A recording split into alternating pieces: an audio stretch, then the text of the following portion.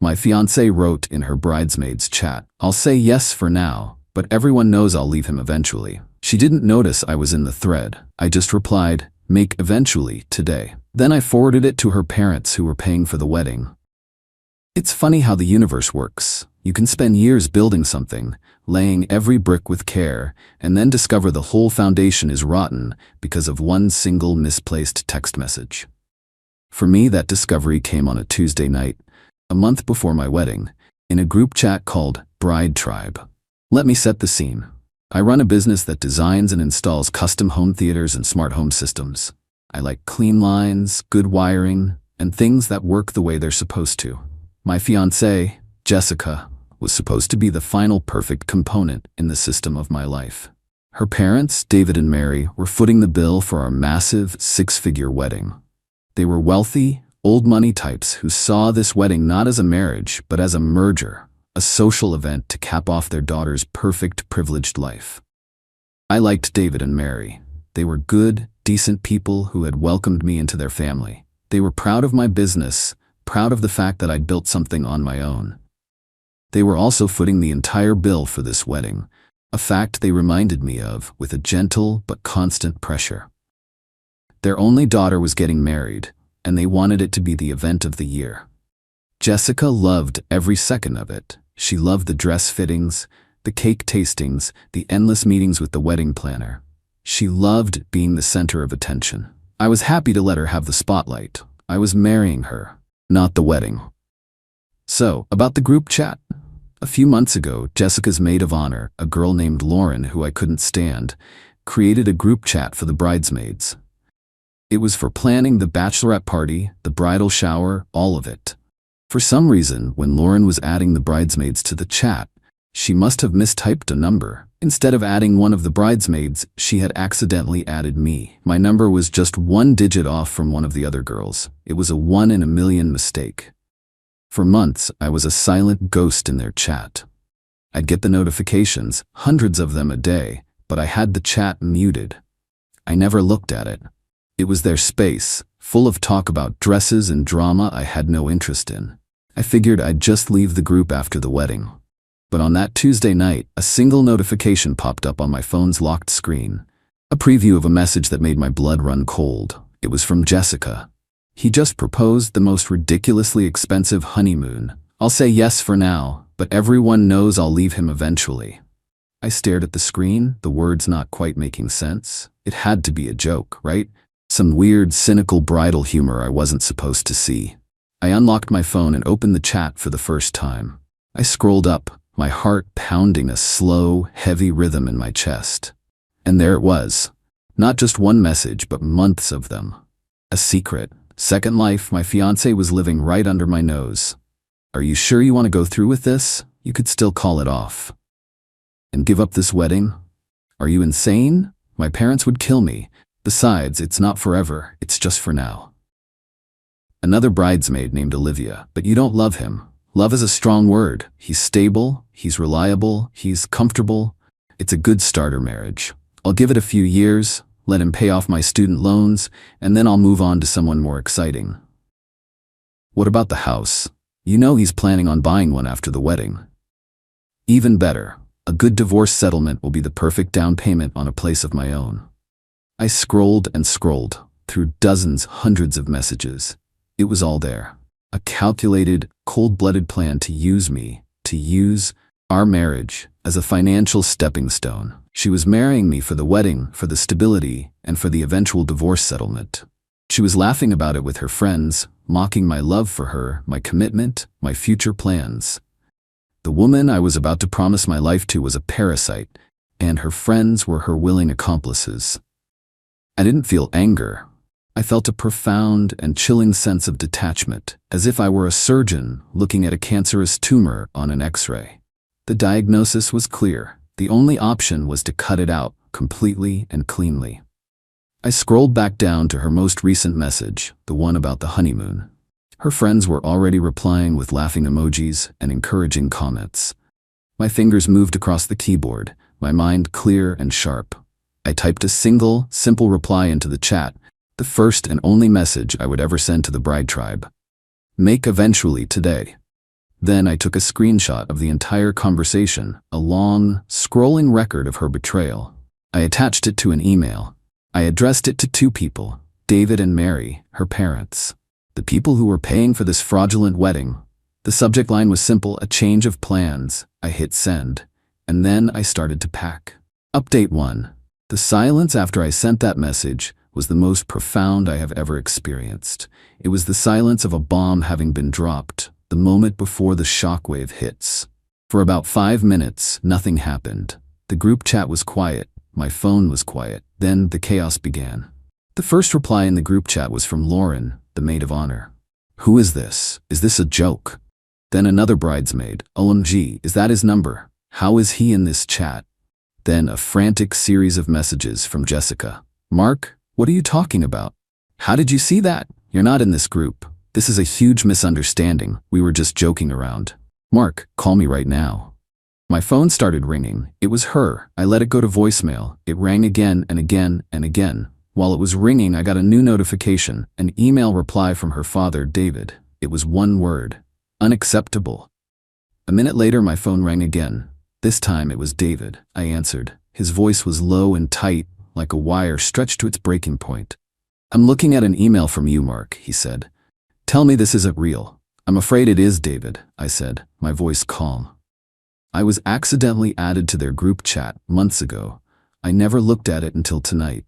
What you're reading is just a small sample. There was a long pause on the other end of the line. I could hear a woman's voice in the background, muffled and distraught. It was Mary.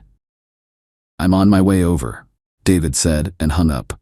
While I waited for him, I continued my work. I went through our apartment, a place I had moved into a year ago, but which was leased in both our names, and I started to pack my things, not hers, mine, my clothes, my books, my work equipment. I was a surgeon, excising myself from a diseased body. Jessica was still calling, her calls now interspersed with frantic, pleading texts. "Please, baby, just talk to me. It's not what it looks like. I love you. You know I love you." My friends are terrible. They were just egging me on. I didn't mean any of it. The lies were so desperate, so transparent. It was almost pathetic. She wasn't sorry for what she had done. She was just terrified of the consequences. David arrived 20 minutes later. He looked like he had aged 10 years since I had last seen him. He walked into the apartment, looked at the half-packed boxes, and just shook his head. "I've already spoken to the wedding planner," he said, his voice heavy. "We're canceling everything. We'll lose the deposits, but I don't care. I will not pay for a fraud." We sat in silence for a few minutes. "I'm sorry, Mark," he finally said. "I had no idea. We raised her to be better than this." "I thought she was," I said.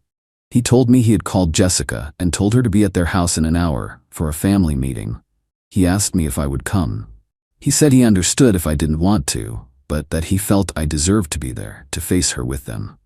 I agreed. The drive to their house was surreal. Jessica was still sending me a constant stream of texts, each one more desperate than the last. She was now blaming Lauren, claiming her friend had stolen her phone and sent the messages as a cruel prank. When I walked into their house, the scene was tense and quiet. Jessica was sitting on the couch, her face pale and tear-stained. Mary was on the other side of the room, her expression a mask of cold, controlled fury. Lauren, the maid of honor, was there too, apparently summoned to answer for her part in the deception. Jessica jumped up when she saw me. "Mark, thank God, tell them. Tell them this is all a misunderstanding." I didn't even look at her. I looked at David. He was holding a printout of the email I had sent him, the screenshots of the chat laid out like evidence in a courtroom. "Jessica," David said, his voice booming through the silent house. "I have 2 questions for you. Did you write these messages? And do you love this man?" She looked at me, then at her father, her eyes darting around like a cornered animal. We were just joking," she stammered. "It was just girl talk."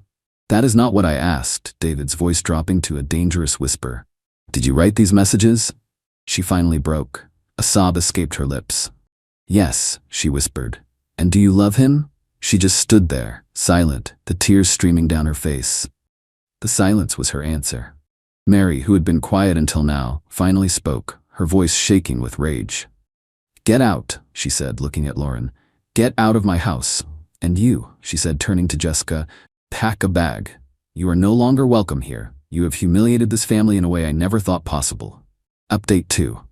The explosion I had set off was not a single contained blast. It was a cluster bomb, sending shrapnel flying in every direction, tearing through the carefully curated world of my ex-fiancée and her family. The scene at her parents' house was just the beginning. After Mary kicked her out, Jessica had a full-blown meltdown. She refused to leave, screaming that it was her home, that they couldn't do this to her. It was Lauren, the now ex-maid of honor, who finally managed to get her out of the house. The wedding, of course, was canceled. But David and Mary did something I never expected. The following day, they sent out an email to every single person on the guest list. It was a formal, brutally honest announcement. "It is with the deepest regret that we announce the cancellation of the wedding between our daughter, Jessica, and Mark. This decision has been made due to the discovery of a profound and unforgivable betrayal on our daughter's part. We apologize for any inconvenience this may cause. We also wish to extend our deepest, most sincere apologies to Mark, a man who has shown our family nothing but kindness and respect, and who deserved so much better than the deceit he was shown." They didn't just cancel the wedding, they publicly disowned their daughter's actions and exonerated me completely. They chose integrity over saving face. It was an act of character I never would have expected, and it cemented my respect for them, even as I was extricating myself from their family. The financial fallout was swift. David was true to his word. He and his lawyers went through every vendor contract with a fine-tooth comb. They managed to recoup some of the deposits, but the losses were still substantial. As for me, I was in the clear.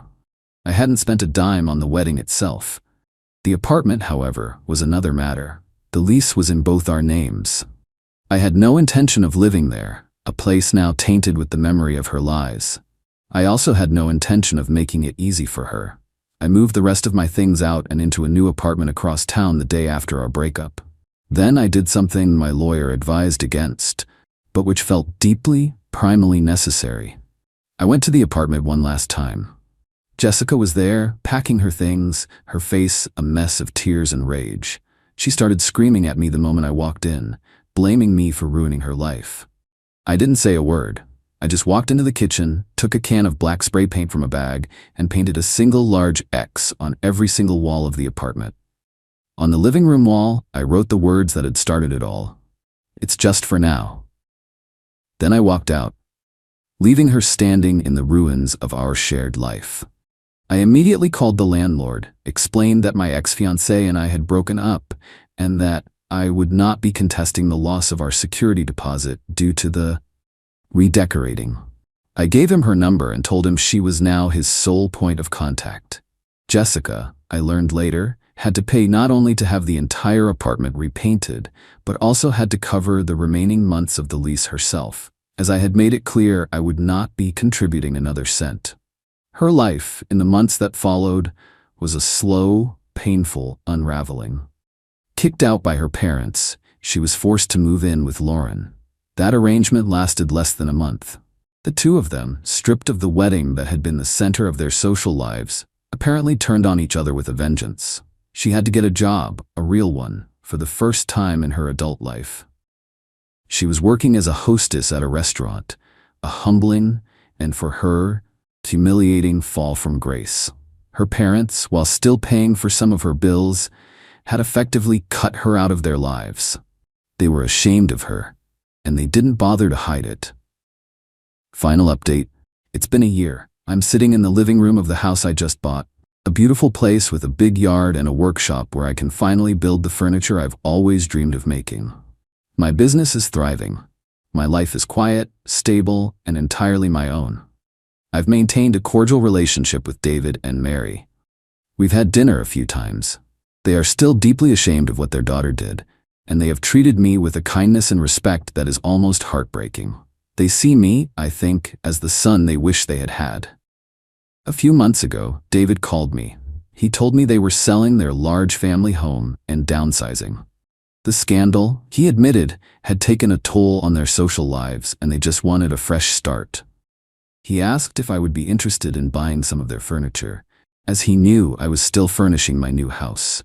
I went over to their house the following weekend. It was a sad, hollowed-out place, full of boxes and memories. As David was showing me a beautiful antique desk, Mary came into the room. She told me Jessica was there, in her old bedroom, packing up the last of her childhood things. She asked if I would be willing to just see her. For a moment, I didn't want to, but I saw the pleading in Mary's eyes, and I agreed. I walked up the stairs and knocked on the door of her old room. She opened it. The confident, radiant woman I had almost married was gone. She was thin, pale, and her eyes were empty. "Mark," she whispered. We just stood there for a moment, two strangers who had once promised each other forever. "I'm sorry," she said, her voice barely audible. "For everything." It was the first time I had ever heard her say those words without a hint of manipulation, without any agenda other than the simple, painful truth. I just nodded. "I know," I said. And that was it. There was no grand confrontation, no final, satisfying speech, just a quiet, sad acknowledgement of the ruins she had made of her own life.